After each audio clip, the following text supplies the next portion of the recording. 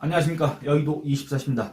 여러분들 이번 시간엔 나경원 의원에 대해서 얘기를 해보겠습니다. 지금 현재 국민의힘의 당대표 후보로 뛰고 있습니다. 나경원 의원에 대해서 얘기를 하기 전에 먼저 여러분들한테 그거 한번 여쭙고 싶습니다. 이 국민의힘 토론, 당대표 토론 어떻게 보셨습니까? 뭐 정말 치열했다. 정말 재미있었다. 정말 이 국민의힘의 차기, 이 정당 운영 그런 것들 갖다가 어떻게 할 것인가 그런 것들을 알게 되는 기회였다.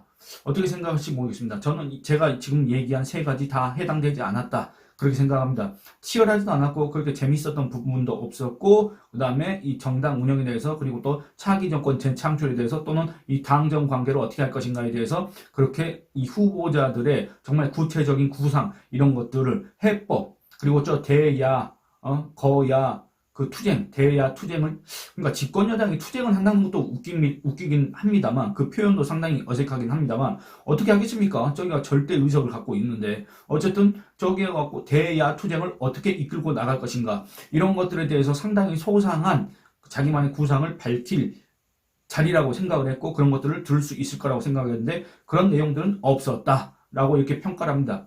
각자가 지지하는 후보가 있기 때문에 자기가 지지하는 후보가 제일 잘했다라고 생각하시겠지만 객관적으로 봤을 때는 그렇게 호평할 만한 부분은 없었다. 다만 원희룡 후보가 당 선관위를 계속 앞세우면서 자기가 했던 실언이라고 해야 될까? 아니면 자기가 한동훈 후보를 향해서 했던 마타도, 인신, 비방, 공격, 흑색 선전 이런 것들이 마치 자기가 무관한 것처럼 아니면 내가 모든 걸 다 알고 있지만 그냥 나는 이제부터 클린 경선, 공정 경선을 위해서 입을 다물겠다. 더 이상 언급 않겠습니다. 이렇게 얘기했지 않습니까? 그런 모습이 너무나도 어색하고 상당히 뭐랄까 이런 표현 안 하겠습니다. 아마 여러분들도 그 원희룡의 모습을 보면서 그런 표현들을 떠올렸을 거라고 저는 생각을 합니다. 제가 입에 담지는 않겠습니다. 그리고 여러분들하고 이제 본격적으로 얘기하고 싶은 건 이렇습니다. 나경원 의원에 대해서 얘기를 하고 싶습니다. 나경원 의원은 이번 국민의힘 당대표 토론에서 몇 가지 실언을 했습니다. 그걸 한번 추려보자면 대략 한 3개 정도로 나뉜다, 분류할 수 있다. 이렇게 생각을 합니다. 첫째는 자기의 스피커가 약했다. 이거는 어떻게, 구체적인 설명은 잠시 뒤에 하겠습니다. 자기의 스피커가 약했다. 두 번째는, 공동선거 대책위원장 그 이름만 올려달라 그래서 한 거다. 이겁니다. 그리고 세 번째는, 아니 강남에 나를 공천 줬으면 내가 선거운동을 열심히 했을 텐데 이렇게 얘기했다는 겁니다. 여러분들 아마 TV 토론을 보신 분들은 기억하실 겁니다. 그리고 TV 토론을 생중계로 보셨거나 아니면 뒤늦게 보셨던 분들은 그 대목들을 이렇게 접하시면서 상당히 한숨을 쉬셨을 겁니다.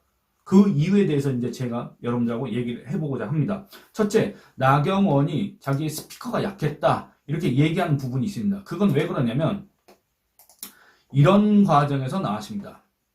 김건희 문자 논란. 아니 한동훈 김건희 문자 네가 읽고 씹어가지고 말이야 우리가 사과할 기회를 김건희 여사가 사과할 기회를 놓쳐서 결국 우리가 총선에서 망한 거 아니겠느냐. 이런 이제 공방전이 계속되는 과정에서 이제 한동훈 후보가 나머지 세 후보들한테 아니 그때 당시에 정말 그 김건희 여사의 사과가 필요했다고 한다면 구체적으로 이 사람들은 대체 뭐 하고 있었느냐. 누구 한 사람 얘기한 사람이 있느냐. 라고 했습니다. 나경원한테도 이런 질문을 했습니다. 왜 공개적으로 김건희 여사의 사과를 촉구하지 않았느냐 했더니 나경원의 항변이 이랬습니다. 뭐라 했냐면 제 스피커가 약해서 그렇지 지역방송 어디 뭐 CBS인가 어디에서 했다는 겁니다.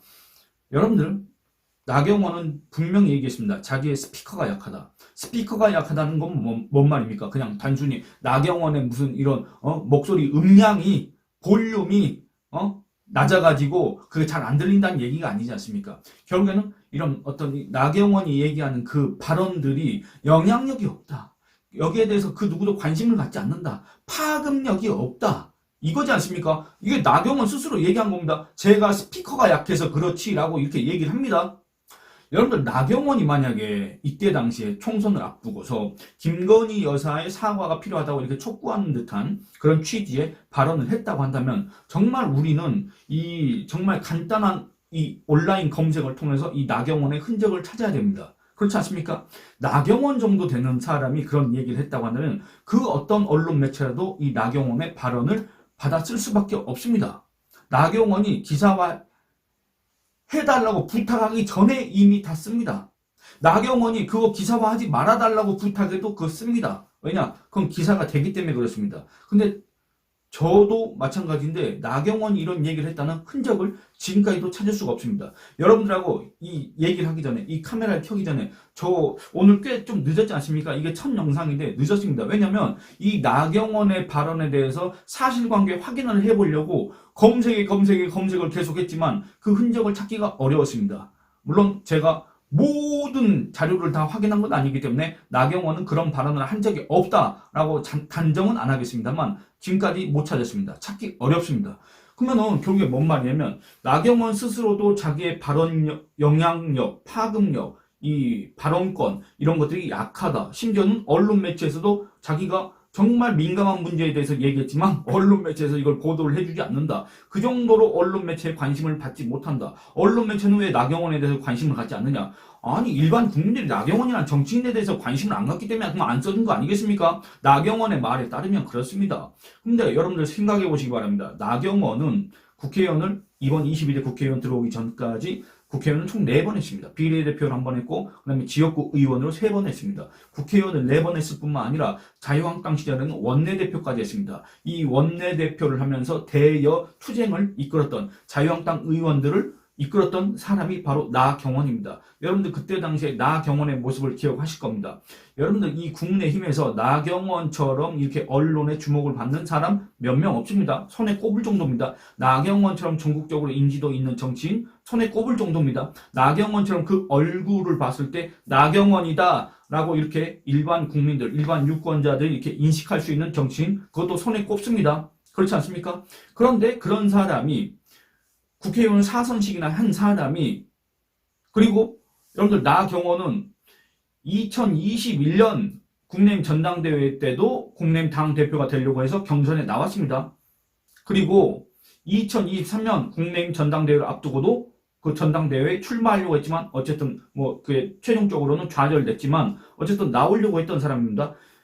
과거에 원내대표했고 당대표 도전을 2번이나 했습니다. 사실상. 그리고 국회의원을 지금까지 4번을 했습니다. 그런데 이런 사람이 자기가 스피커가 약하다고 합니다. 여러분들 이렇게 스피커 이 발언의 영향력, 파급력 이런 관심도 이게 이렇게 낮은 사람이 어떻게 국민의힘이라는 정당을 이끌어 나가겠습니까? 어떻게 국민의힘을 대표해서 우리 국민한테 메시지를 내놓겠습니까? 안 그렇습니까? 이렇게 스피커가 약하다고 자평한 사람이 어떻게 무슨 자격으로 무슨 능력으로 국민의힘이란 집권 여당을 이끌고 나가겠습니까? 어떻게 저 대야 투쟁을 이끌고 나가겠습니까? 대야 투쟁이란 말이 좀 어색하긴 합니다만 어쨌든 현실적으로 저희가 절대다수 의석을 갖고 있기 때문에 어쨌든 대야 투쟁을 해야 됩니다. 나경원은 이렇게 약한 발언권으로 이렇게 약한 영향력으로 이렇게 낮은 관심도로 어떻게 대야 투쟁을 하겠습니까? 안 그렇습니까? 그리고 두 번째는 뭐냐면 이것도 역시 한동훈 후보와의 이런 공방전, 논쟁 과정에서, 문답 과정에서 나온 얘기인데, 한동훈한테 이제 또 총선 참패 책임론 이런 것들 갖다 뒤집어 씌우려고 그렇게 하는 과정에서 이제 한동훈 후보가 이런 걸 물어봤습니다. 나경원 후보한테. 아니, 본인 속만 뛰었지 않느냐. 했더니 나경원 후보가 이제 거기에 대해서 항변을 합니다. 아니, 총선 패배 책임을 왜 나한테 뒤집어 씌우려고 하느냐라는 취지로 이렇게 반발을 했습니다. 그러면서 이렇게 얘기합니다.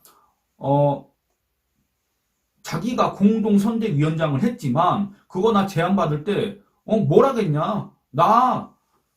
내 지역 뛰는 것도 여유가 없다 그랬다. 너무 어렵다 그랬다. 근데 그리고 또 뭐 한강벨트 뭐 그거 사소한 것도 그 이상도 할 수 없다고 내가 분명 얘기했지 않느냐. 다만 이름만 올려야 된다. 이름만 올리면 된다. 내 이름이 들어가야 뭔가 완성이 된다. 그래서 내가 내 이름만 올린 거 아니겠느냐.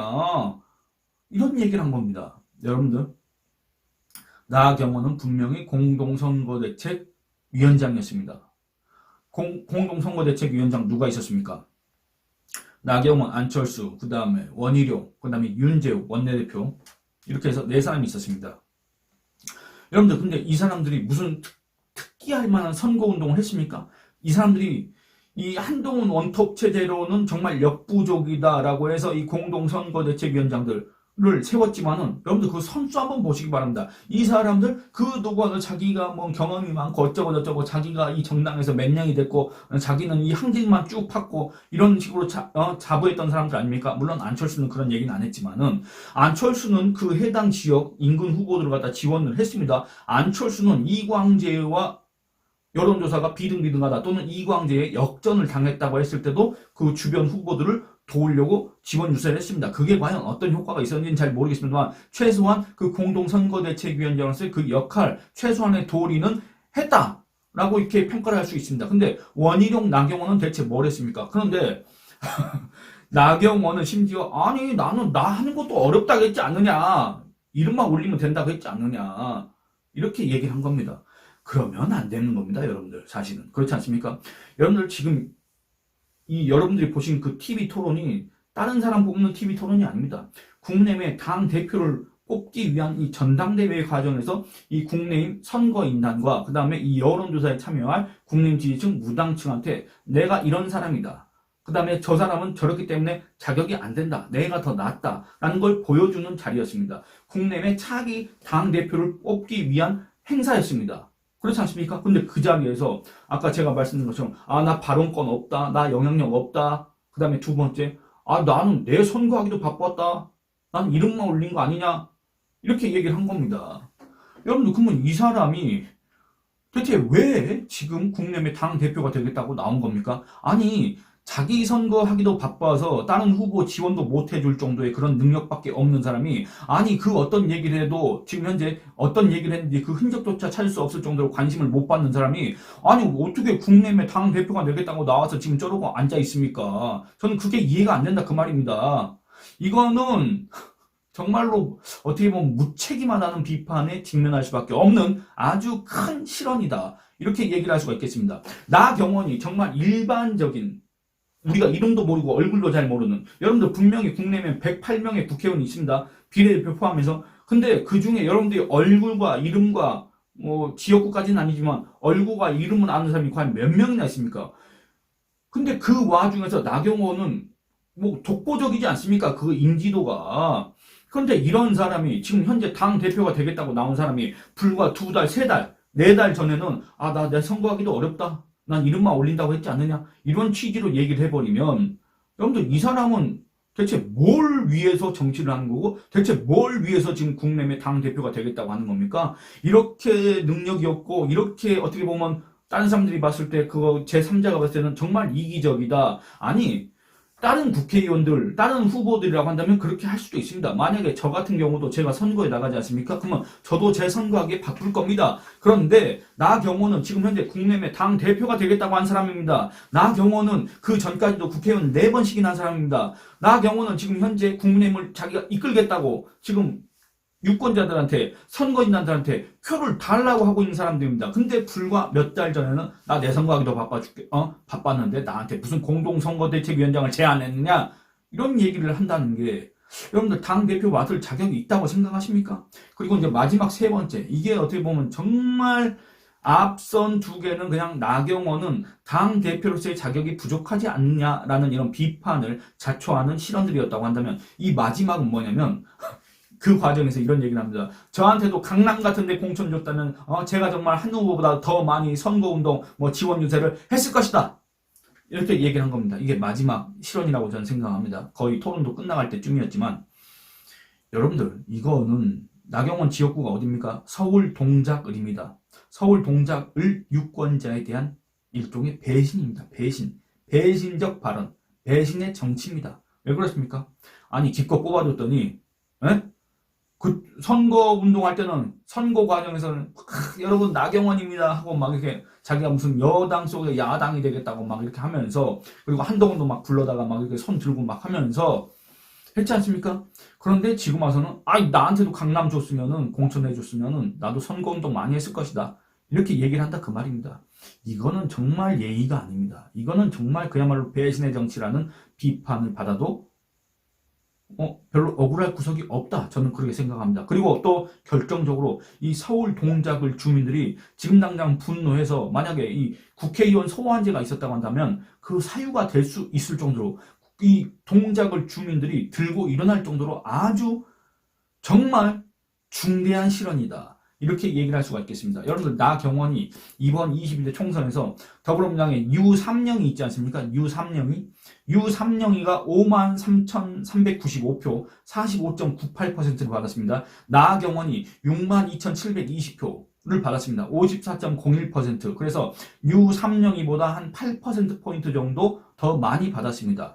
결국에는 뭐 나경원이 6만 2천 표, 유삼룡이 5만 3천 표, 그래서 나경원이 이 6만 2천 명에 대해서 배신의 정치를 한다는 게 아니라 그런 아주 그들의 분노를 자초하는 발언을 했다는 게 아니라 이 해당 선거에 투표인이 얼마냐면 11만 7,643명이었습니다. 그러면 이 사람들에 대한 배신이 아니라 결국에는 이 동작을 유권자 15만 8,571명 그리고 그 15만 8,571명의 그 미성년자 또 가족들이 있을 거 아니겠습니까? 그 가족들 합치면 거의 한 20만 명 정도 될 텐데 이 20만 명에 대한 배신의 정치라는 비판을 받아도 나경원은 거기에 대해서 별로 할 말이 없을 것이다. 왜냐하면 나경원은 지금까지 이 서울 동작을에 출마하면서 별의별 얘기를 다 했습니다. 아니 그렇지 않습니까? 나경원이 2014년에 그 보궐선거부터 출마를 했습니다. 2014년 그리고 2016년 2020년 그리고 2024년 이렇게 동작을 해서만 4번 출마를 했는데 4번 출마하면서 온갖 얘기를 다 했을 거 아니겠습니까? 그걸 제가 여러분들하고 읽어보려고 추려놨지만 너무 이제 내용이 길어서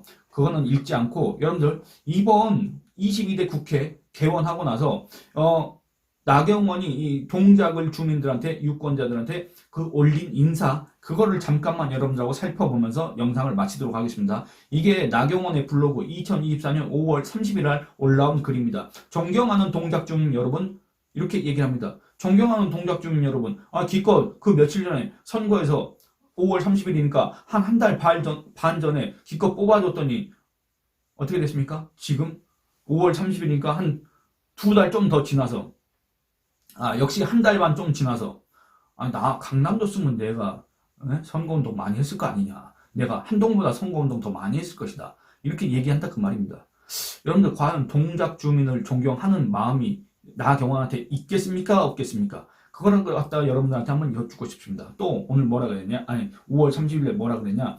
동작 주민의 힘 나경원입니다. 라고 하면서 속으로는 나한테 강남을 줬으면 이렇게 생각할 수밖에 없지 않습니까? 오늘 TV 토론을 들어보면 나경원은 지금 강남을 염두에 두고 있었던 거 아니냐? 이렇게 생각할 수도 있지 않습니까? 그러니까 정말 크나큰 오해를 자초하는 실언을 했다. 이거는 되돌릴 수가 없다. 주워 담을 수가 없습니다. 말은 한번 뱉었기 때문에 그것도 생방송으로 뱉었기 때문에 주워 담을 수가 없습니다.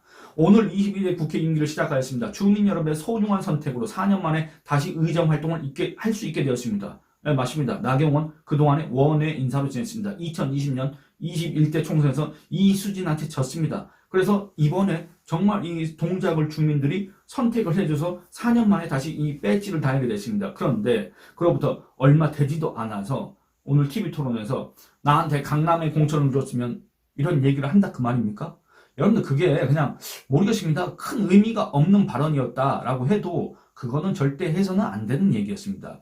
여러분들 최소한 자기가 지역구가 있는 정치인이라고 한다면 그 지역구 유권자들이 이걸 어떻게 들을까? 라고 노심초사했던 그게 원래 이 지역구 가진 정치인들의 마음이어야 되지 않습니까? 우리 지역구 유권자들이 나를 어떻게 바라볼까 항상 조심하고 항상 그들의 요구가 무엇이고 그들의 의견을 경청을 하는 게 지역구 정치인들의 당연한 의무이지 않습니까? 그런데 나경원한테서는 그런 모습이 오늘 보이지 않았다.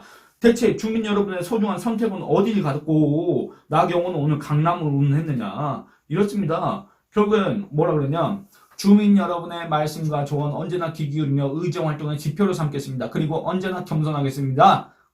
주어진 4년의 시간 동작을 위해 헌신하겠습니다. 라고 했는데 글쎄 오늘 TV 토론을 본 이 동작을 주민들은 과연 어떤 생각을 할까? 나경원이 4년 동안 헌신하겠다. 항상 겸손하겠다. 주민 여러분의 말씀과 조언에 귀 기울이겠다. 이렇게 했던 이 얘기를 과연 믿을까 믿지 않을까? 결국에는 나경원은 정말 돌이킬 수 없는 실언을 했다. 이렇게 얘기를 할 수가 있을 것 같다. 그런 생각을 해봅니다.